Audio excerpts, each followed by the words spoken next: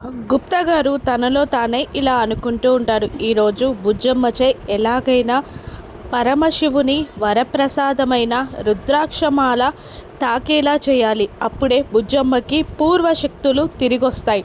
బుజ్జమ్మ రుద్రాక్షమాల తాకేలా ఎలా చేయాలి అని ప్లాన్ చేసుకుంటూ ఉండగా బాగి బుజ్జమ్మ ఇద్దరు తలంటు స్నానం చేసి దేవుని పూజ చేయడానికి దేవుని గదిలోకి వెళ్తారు. ఇద్దరూ కలిసి అంతా క్లీన్ చేస్తూ ఉంటారు. బుజ్జమ్మ దేవుని పటాలపై ఉన్న వాడిపోయిన పూలని తీస్తూ ఉంటుంది.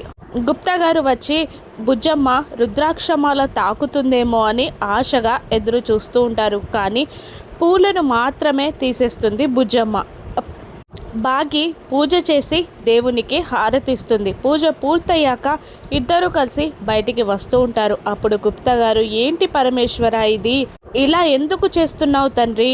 ఆ బుజ్జమ్మ ఎలాగైనా రుద్రాక్షమాల తాకేలా చేయి తండ్రి అని దేవుణ్ణి వేడుకుంటారు గుప్తా గారు. దాంతో ఆకాశంలో ఒక్కసారిగా ఉరుములు ఉరుముతూ ఉంటాయి.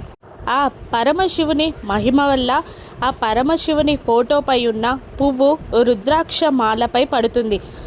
వెనకాల నుండి ఏదో సౌండ్ వచ్చినట్టు అనిపించడంతో దేవుని గది నుండి వెళ్ళిపోతున్న బుజ్జమ్మ బాగి వెనక్కి తిరిగి చూస్తారు. అక్కడ కింద పడిపోయిన పువ్వుని చూసి బుజ్జమ్మ దేవుని గదిలోకి వెళ్తూ ఉంటుంది. అక్కడ రుద్రాక్షమాలపై పడిన పువ్వుని తీయబోతూ ఉంటుంది బుజ్జమ్మ. రుద్రాక్షమాల ముట్టుకుంటుందా బుజ్జమ్మ అని ఎదురు చూస్తూ ఆశగా చూస్తూ ఉంటాడు గుప్తా గారు. రుద్రాక్షమాల బుజ్జమ్మ ముట్టుకుంటుందా? పూర్వశక్తులు తిరిగి సంపాదించుకుంటుందా? ఆ ప్రచండ అంతు చూస్తుందా? రాను ఎపిసోడ్స్లో చూద్దాం. Thank you for watching.